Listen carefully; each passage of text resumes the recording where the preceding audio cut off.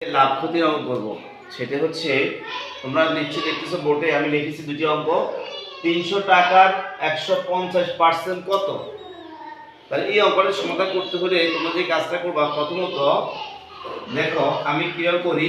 300 টাকার কত টাকা বলছে? 300 টাকার 150%, তার মানে 100-তে 150% কত হবে? আমরা কাজ করব 150 উপর লিখবো নিচে, পার্সেন্টেজের জন্য 100 লিখবো নিচে। এবার দেখো টাকা মানে গুণ, তাহলে আমরা গুণ করতে পারি যে দেখো উপরে হচ্ছে কত, যদি এও করি 300 ইনটু এই টাকা এর বলতে গুণ হচ্ছে, উপরে হবে 150, নিচে হবে 100। তোমার স্টুডেন্ট দেখো আমরা উপর নিচে কাটতে হবে, শূন্য এই শূন্য কাটা যায়, এটি ভাগ অবস্থা আছে, এই শূন্য এই শূন্য কাটা যায়, নিচে এক আর কোনো মূল্য থাকলো না, একটি জায়গায় ভাগ করে সেই সমান হবে। তাহলে দেখো উপরে থাকে 15 আর থাকে 30, আমরা শূন্য এখানে এই শূন্যটা আমরা লিখে রাখবো এখানে। 15 দিয়ে তোমরা নিশ্চয়ই 3 নামটা পারো, 3 15 45, কত হয়? 45 হয়। তার মানে এখন হচ্ছে 450 টাকা, তার মানে আমরা 300 টাকার 150% সমান 450 টাকা, এটি উত্তর।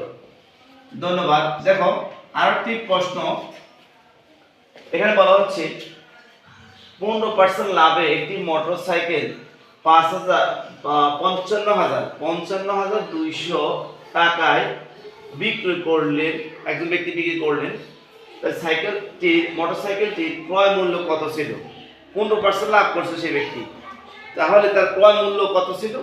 আমরা জানি পার্সেন্টেজ মানে হচ্ছে 100, তাহলে আমরা বলতে পারি এইভাবে যে 15% লাভ, 2 নম্বর অঙ্কটা 15% লাভে বিক্রয় মূল্য, কি বলবা? 15% লাভে বিক্রয় মূল্য, নিশ্চয়ই পার্সেন্ট মানে 100, তার ক্রয় মূল্য ছিল 100 টাকা, 100 টাকার সাথে সে 15 টাকা লাভ করলে বলতে পারবো 15% লাভ। তাই আমরা লিখতে পারি এখানে যে 115 টাকা, 115 টাকা তার বিক্রয় মূল্য। এবার লিখবা তোমরা, লিখবা 115 টাকা বিক্রয় মূল্য হলে ক্রয় মূল্য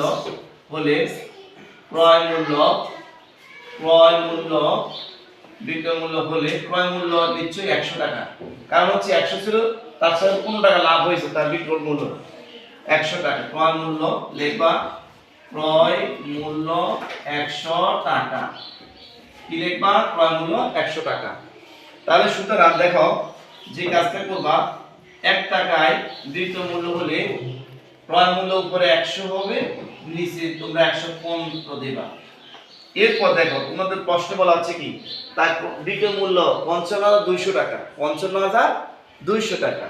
হ্যাঁ, তাহলে আপনি এখানে 55,200 এখানে লিখবা, ওই নিয়মের মতন অঙ্কগুলো করবা, নিচে থাকবে 100, উপরে থাকবে 100 ইনটু 55,200, 55,200 আর নিচে লিখবে 115। এবার তোমাদের কাছে দেখা করো, 5 নাম্বার নিচে পারো, এরকম 5 দিয়ে উপরে 100 কে ভাগ করব, নিচে 115 ভাগ করি, 5 20 100, 5 যদি কত গুণ করি, 5 23 115, তাহলে 23 লিখবা নিচে। এরপর দেখো এই 23 দিয়ে এর ভাগ করতে পারি আমরা, কত? 24 হয়, আর পাশে যদি শূন্য 2 শূন্য রেখে দিবা, তাহলে এখন দাঁড়াচ্ছে কি, এখানে 2400 আর এখানে 20, এরা গুণ অবস্থায় আছে। আমরা এটাকে তোমাদের বুঝতে স্বার্থে আমি এখানে কি করে দেখাচ্ছি, এখানে করবা কি 20 গুণ 2400 লিখবা, এরপর এখানে টাকা লিখবা, নিশ্চয়ই টাকার অঙ্ক, টাকা লিখবা। দেখো শূন্য কয়টি? এখানে 3টি, তাহলে শূন্য 3 জায়গা বসা দিবা। এরপর দেখো এটা 2, এই 2 দিয়ে 24 গুণ করো, 24 এর দ্বিগুণ হলো 48, কত? 48, তার মানে তার ক্রয় মূল্য 48,000 টাকা ছিল, এটি উত্তর। এটা কি মূল্য? ক্রয় মূল্য। কি মূল্য? ক্রয় মূল্য। ধন্যবাদ। তোমরা যদি কোনো সমস্যায় পড়ো, আবার এই ভিডিওর লিংকে তোমরা কমেন্টস করে দিও, তাহলে আমি পরবর্তী ভিডিওতে আর তোমাদেরকে বুঝিয়ে দেব।